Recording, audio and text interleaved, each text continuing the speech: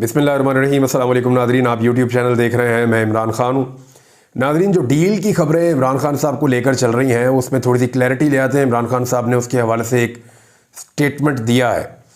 देखिए, कोई भी शख्स इमरान खान के पास डायरेक्ट डील लेकर नहीं गया, ना पाकिस्तान तहरीक इंसाफ से इस्टेब्लिशमेंट के किसी मोहरे ने या डायरेक्टली इस्टेब्लिशमेंट ने किसी ने ऐसा रब्ता नहीं किया कि वो इमरान खान साहब से फ़लाँ डील करना चाहते हैं।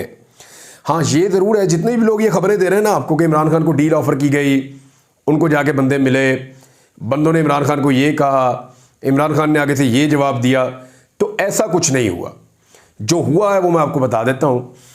एक्चुअली इमरान खान साहब के कुछ करीबी लोगों तक कुछ मालूमात पहुँचाई गई, और वो भी ऐसे लोगों के ज़रिए पहुँचाई गई जो बराह रास्त खुद उस डील को ना कर सकते हैं, ना कुछ ऑफ़र कर सकते हैं। वो सिर्फ सुनी हुई बात को लाकर आगे पहुंचा सकते हैं, यानी जिसको मिडिल मैन कहते हैं। तो ये मिडिल मैन जो है ये पॉलिटिकल और एक्स एस्टेब्लिशमेंट के लोग हैं, यानी पुराने लोग हैं। इन लोगों के ज़रिए से देखिए, पहले आपको याद होगा बुशरा बीबी ने कंफर्म भी किया था कि उनको भी कुछ ऑफ़र किया गया था, और उन्होंने ये कहा था कि बात करनी है तो जाके इमरान खान से बात करें। इसी तरह इमरान खान साहब के पास जो लेटेस्ट इंफॉर्मेशन गई है और जो सबसे लेटेस्ट चीज़ है जो इमरान खान साहब के सामने रखी गई है वो यही है कि जनाब 2 साल आप इस हुकूमत को चलने दें, हम सारे लोगों को आज़ाद कर देते हैं, आप भी बाहर आ जाएंगे। तो पॉलिटिक्स में ज़रा हाथ हल्का कर दें, ज़रा मुल्क को चलने दें, स्टेबल होने दें चीज़ों को। 2 साल के बाद फिर आप अपना जो एहतजाज करना है या जो आपने सियासत करनी है वो आप कर लें। इमरान खान साहब ने इसके ऊपर अब एक स्टेटमेंट दिया, पहले वो आप सुन लें।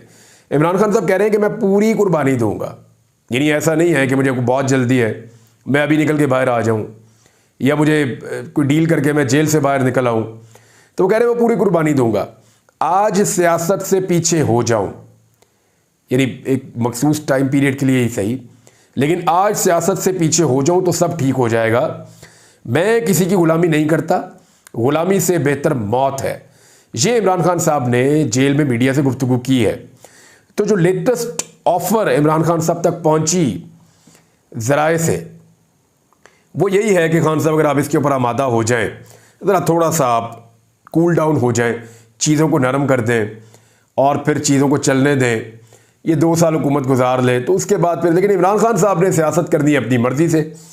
वो अगर सियासत अपनी मर्ज़ी की ना करनी होती तो 2022 में मई में उनको ये ऑफ़र आई थी, और इस ऑफ़र को एस्टेब्लिशमेंट भी कंफर्म करती है, सहाफ़ी भी कंफर्म करते हैं। इमरान खान साहब ये समझते थे कि तब भी उनको धोखा दिया जा रहा था। यानी मई में कहा गया था कि आप 10 दिन तक अपना धरना मौखर करें, अपनी लॉन्ग मार्च को आप रोक लें, तो हम इस बीच में जो है वो कोई रास्ता निकाल के आपको इलेक्शन की तरफ ले जाते हैं। लेकिन इमरान खान साहब उसको एक धोखा समझते थे और उन्हें लगता था कि उनका लॉन्ग मार्च रोका जाएगा और उसके बाद 10 दिन में कोई बंदोबस्त कर लिया जाएगा, और 10 दिन के बाद मौसम भी बहुत तेज़ी से बदल रहा है, मई के बाद जो है वो जून आ जाएगा, गर्मी ज़्यादा होती चली जाएगी। तो ऐसी सूरत में इमरान खान साहब ने एतबार नहीं किया।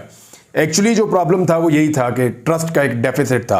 बहरहाल इमरान खान साहब ने कहा और इनकार किया साहब, और ये आपको समझ आ रही है। एक्चुअली इमरान खान इस वक्त निज़ाम के मसल्स टेस्ट कर रहे हैं कि निज़ाम के अंदर कितनी जान बाकी है और वो इमरान खान को कितनी देर तक अंदर रख सकता है। इस वक्त जो मईशत की हालत है और जिस तरह मईशत दिन ब दिन नीचे जा रही है, जो पाकिस्तान की गवर्नमेंट के ऊपर पाकिस्तान की पब्लिक का ट्रस्ट का एक डेफिसिट है, पाकिस्तान में जो एक बेचैनी है, नौजवान जिस तरह इस मुल्क को छोड़कर जा रहे हैं, रेमिटेंसेस कम हो रहे हैं, मईशत के मसाइल बढ़ने के साथ साथ महंगाई की शरह में इजाफा हो रहा है, तो पाकिस्तान के अंदर एक अदम एतमाद की कैफियत है। ऐसी सूरत हाल में हाउ इज़ इट पॉसिबल कि ज़्यादा देर तक ये निज़ाम इमरान खान को जेल में रखकर बर्दाश्त करे।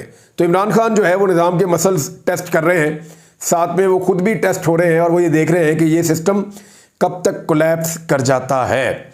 दूसरी अहम खबर जो है वो इस्लामाबाद हाई कोर्ट से आई है, और ये एक बड़ी खबर है।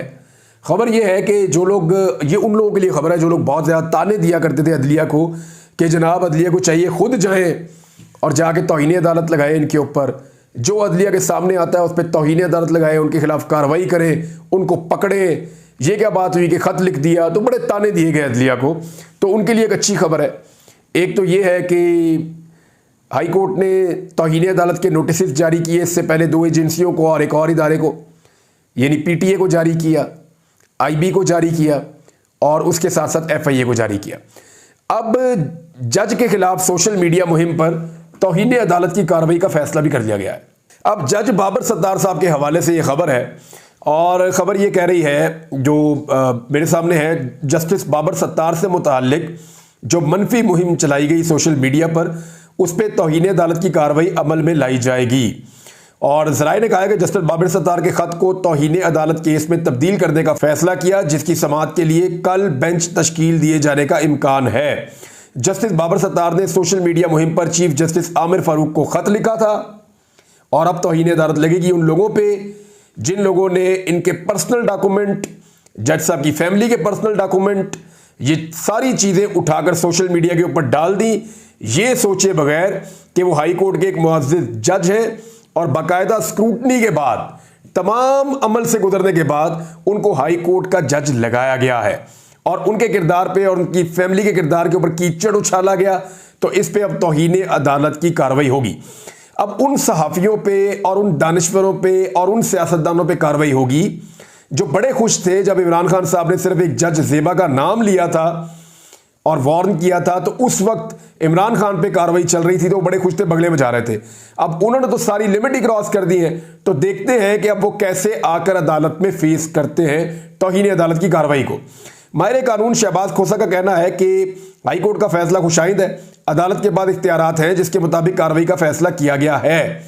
और जो जज साहब की ज़ाती ज़िंदगी के हवाले से जो प्रोपेगेंडा किया गया वो इंतहाई गलत था और मटेरियल कहाँ से अपलोड हुआ FIA विंग ट्रेस कर सकता है और अब FIA भी एक प्रॉब्लम में आ जाएगी, उनको ये ट्रेस करके सारा रिकॉर्ड देना पड़ेगा और इन सहाफ़ियों को और इन लोगों को बताना पड़ेगा कि ये जो हसास डाटा है, ये जज साहब से रिलेटेड डॉक्यूमेंट जो गवर्नमेंट के पास हो सकते हैं या इदारों के पास हो सकते हैं, वो इनके हाथ कैसे लगे, उन्हें बताना पड़ेगा। आपको याद होगा थोड़ा सा पहले एक रिटायर्ड जनरल कमर जावेद बाजवा, उनके डॉक्यूमेंट जो है वो एक सहाफ़ी के हाथ लगे और उन्होंने एक खबर दी थी और उसके बाद यहाँ पे गिरफ्तारियाँ भी हो गई और बड़ी सख्ती भी हुई। अब देखते हैं कि निजी नौइयत के जो डॉक्यूमेंट हैं और उसके बाद जो प्रोपेगेंडा है, इसके ऊपर कैसे कोई जवाब देता है और किस तरीके से ये मामला आगे बढ़ता है। नाज़रीन, एक और बड़ी खबर ये है और इसके ऊपर बड़ा प्रोपेगेंडा किया जा रहा है, मैं आपको बता देता हूँ। पाकिस्तान तहरीक इंसाफ का जो वफ्द है वो मिला है अमरीकी सफ़ीर से। अमरीकी सफ़ीर जो है वो डोनाल्ड ब्लूम, वो आया और उसकी मुलाकात हुई वफद के साथ। उसमें उमर अयूब साहब मौजूद थे, चेयरमैन मौजूद थे, असद कैसर मौजूद थे और सेक्रेटरी इन्फॉर्मेशन मौजूद थे पार्टी के। तो इन लोगों ने मुलाकात की है। अब उसके ऊपर वावेला ये किया जा रहा है कि अमेरिका ने तो रजीम चेंज ऑपरेशन करवाया था, तो आप उनके सफ़ीर से क्यों मुलाकात कर रहे हैं। तो देखें, इमरान खान का जो मौक़िफ़ है वो ये है कि वो आज़ादी और ख़ुद मुख्तारी के साथ पाकिस्तान के फ़ैसले करना चाहते हैं। उन्होंने कोई अमेरिका के साथ ऐलान जंग तो नहीं किया, कोई यूरोपीय ममालिक के ख़िलाफ़ उन्होंने कोई एटम बम मारने का फ़ैसला तो नहीं किया और ना उन्होंने कोई ऐसा मुतालबा किया, ना कोई ऐसा ऐलान किया। वो ये कहते हैं कि सबके साथ ताल्लुकात रखेंगे, आइंदा भी रखेंगे, पहले भी रखे हैं और ताल्लुकात आगे भी बढ़ाएंगे, ज़्यादा बेहतर भी करेंगे, लेकिन ग़ुलामी नहीं करेंगे। जो फैसला करेंगे खुद मुख्तारी के साथ करेंगे और अपने मुल्क के मफाद में करेंगे। किसी भी एक हुक्मनामे के ऊपर ज़मीन पे लेट नहीं जाएंगे। ये है इमरान खान साहब का। तो मुलाकात में क्या प्रॉब्लम है, अमरीकी सफ़ीर से मिलने में क्या प्रॉब्लम है। अमरीकी सफ़ीर से मिलें, बरतानवी सफ़ीर से मिलें, जिससे मर्जी मिले, इसमें तो प्रॉब्लम नहीं होनी चाहिए। और मिलने का तरीक़ाकार आप देखें ना, वो कितना एथिकल है। अभी तक दफ्तर खारजा की जानिब से हमें आगाह किया गया, ये उमर अयूब साहब ने बताया कि अमरीकी सफ़ीर मुलाकात करना चाहते हैं। उन्होंने वो थ्रू प्रॉपर चैनल आए ना, जो तरीक़ाकार है, उन्होंने दफ्तर खारजा को कहा, वहाँ से इनको इन्फॉर्मेशन आई, इन्होंने कहा जी ठीक है, जो मिलना है, जो कानूनी तरीक़ाकार है उसके मुताबिक आ जाएं और मिल लें। और फिर मुलाकात जो है वो ऑफिशियल चैनल से आई है और ना तो अमरीकी सफ़ीर इमरान खान को रिहाई दिला सकते हैं और ना हम उनके सामने अपने ऐसे तहफ़्फ़ुज़ात रख रहे हैं। लेकिन ये ज़रूर बताया कि इमरान खान समेत पार्टी वर्कर्स और ख़वातीन पर कायम मुकदमात बोगस हैं। अब ये उमर अयूब ने बताया और ये मुलाकात भी जो है वो पार्लियामेंट हाउस के अंदर हुई है। तो ये ऑफिशियल तरीके से हुई है, कोई खुफिया मुलाकात नहीं है जो छुप छुपा कर होती हैं। नाज़रीन, एक और इशू है चेयरमैन पब्लिक अकाउंट कमेटी के हवाले से। पहले इस पर नाम आया शेर अफजल मरवत का, उसके बाद इसके ऊपर एक नाम आ गया हामिद रज़ा काज़मी साहब का नाम आ गया। उसके बाद जो अब नाम आया है वो नाम है शेख वकास अकरम साहब का। तो इसके ऊपर जो है वो शेख वकास अकरम साहब हो, हामिद रज़ा काज़मी साहब हो या शेर अफजल मरवत हो, तीनों का ताल्लुक पाकिस्तान तहरीक इंसाफ से है और तीनों ने वोट लिया है इमरान खान के नाम के ऊपर। मैं ये महसूस कर रहा हूँ कि पाकिस्तान तहरीक इंसाफ के अंदर ओहदों के ऊपर लोग कुछ बड़े उतावले हो रहे हैं, हालांकि उनकी इज्जत इन ओहदों से बड़ी है और उनको जो मुकाम मिल गया है पाकिस्तान में वो इन ओहदों से बड़ा है। लोग उनसे बहुत प्यार करते हैं, लेकिन ओहदों की खातिर इतनी छलांगे मारना, इस तरह के स्टेटमेंट देना और ये सब कुछ करना, ये गैर मुनासिब होगा। अभी लीडर जेल के अंदर है और उसी कैदी की वजह से सबको वोट पड़े हैं और सबको जल्दी पड़ी हुई है कि ये ओहदा मुझे मिल जाए, वो ओहदा मुझे मिल जाए। सब लोग इक़्तिदार इंजॉय करना चाह रहे हैं।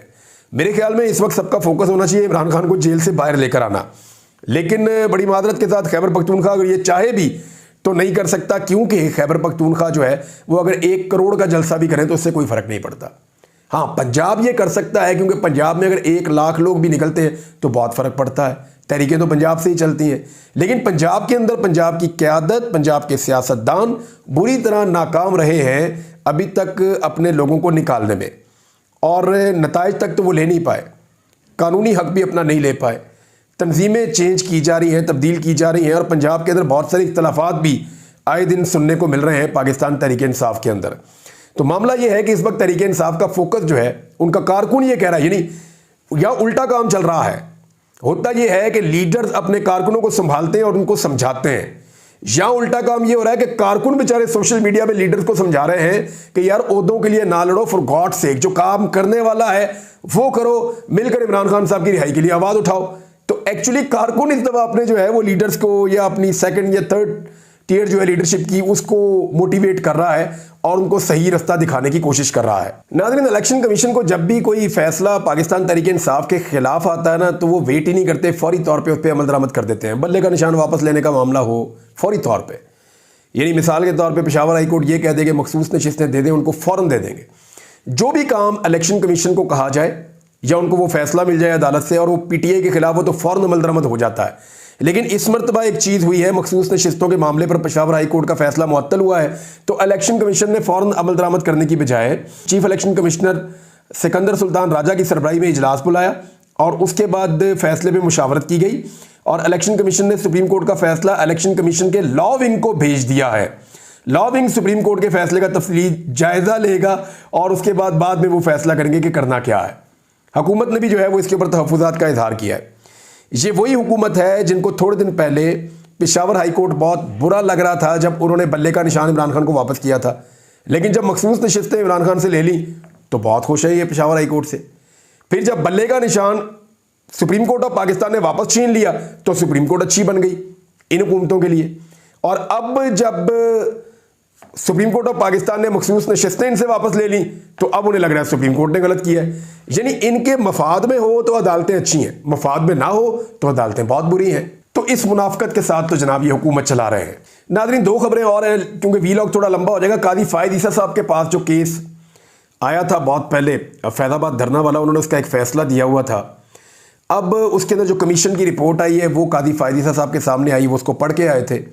मैं आपको लुब्बे लुबा बता देता हूँ कि कादी फ़ायद ईसा साहब ये समझते हैं, इस बात पर कन्विंस हैं कि फैज़ाबाद धरना जो है उसके पीछे उस वक्त के ISI के सीनियर ऑफिसर जनरल रिटायर फैज़ हमीद साहब शामिल थे और वो उसमें मुलव्वस थे, वो ये समझते हैं। और वो ये भी समझते हैं कि उसके बाद जो कादी फ़ायद ईसा साहब के असासों का मामला बाहर आया और उनके ऊपर एक केस उनका चलता रहा, तो इस हवाले से उन्हें लगता है कि इसके पीछे भी जनरल रिटायर फैज़ हमीद थे। तो वो एक पर्सनल किस्म का मामला दोनों शख्सियात के बीच में ऐसा दिखाई देता है कि बना रहा है। तो अब कादी फ़ायद ईसा साहब जो हैं वो ये उम्मीद कर रहे थे कि जनरल फैज़ हमीद को इस कमीशन में फ़िक्स किया जाएगा, लेकिन कमीशन ने उनको दे दी क्लीन चिट। वैसे भी पाकिस्तान में ताकतवर लोगों को क्लीन चिट ही मिलती है, उसके अलावा तो कुछ मिलता नहीं है। तो ऐसी सूरत में कादी फ़ायद ईसा साहब ने अब इस मामले के ऊपर एक पोजीशन ले ली है। आने वाले दिनों में इसमें डेवलपमेंट होगी तो मैं आपके सामने इसको शेयर कर दूंगा। एक और बड़ी खबर है नाज़रीन, और ये खबर मेरे दोस्त हैं एहतशाम अब्बासी साहब, उन्होंने मुझे भिजवाई है। वो ये कहते हैं कि चंद दिन पहले FBR के 3 दर्जन के करीब सीनियर अफसरान को हटा दिया गया था, कुछ के तबादले कर दिए गए थे, लेकिन यहां पर भी वज़ीर आज़म शहबाज शरीफ ने इसहाक डार के मंजूर नज़र चेयरमैन FBR अमजद टवाना और मेंबर ऑपरेशन मीर बादशाह खान को बचा लिया। अच्छा, वजूहत ये बताई गई थी जब अफसरान हटाए गए थे कि कारकर्दगी बेहतर नहीं थी और टैक्स वसूली के टारगेट जो है वो अचीव नहीं हो रहे थे, पूरे नहीं हो रहे थे।